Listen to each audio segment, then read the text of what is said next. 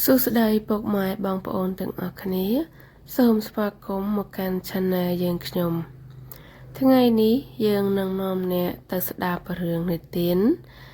បែបផ្សងព្រេងនិងអប់រំចិត្តអំពីខ្លាតូចមួយដែលចង់ស្វែងរកព្រៃធំនិងអាចកំបាំងហ៊ានឆ្លងកាត់គ្រោះថ្នាក់និងជួបមិត្តថ្មីសូមអង្គុយដោយស្ងប់ហើយចាប់ផ្ដើមដំណើរផ្សងព្រេងនេះជាមួយយើងរឿងដំណើរផ្សងព្រេងរបស់ខ្លាតូចខ្លាតូចឈរមើលព្រៃធំស្រស់ស្អាតពពកស្រាលស្រាលខ្យល់ត្រជាក់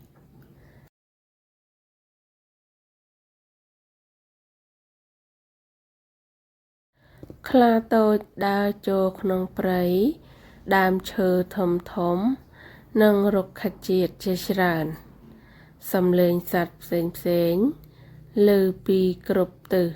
ខ្យល់បក់ខ្លាំងខ្លាតូចភ័យតែបន្តដំណើរខ្លាតូចជួបកណ្ដោលព្រៃនិងបក្សីតូចទន្លេដ៏ធំល្វឹងល្វើយនៅចំពោះមុខខ្លាតូចក្រោមពន្លឺថ្ងៃខ្យល់បក់ត្រជាក់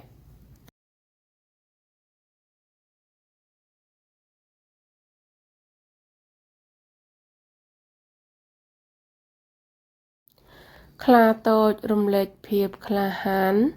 ដើរទៅមុខទោះជាមានភ័យក៏ដោយពន្លឺថ្ងៃលេចឡើងព្រៃមើលទៅស្រស់ស្អាតជាងមុនខ្លាតូចឃើញអានកំបាំងនិងស្វែងយល់អំពីវា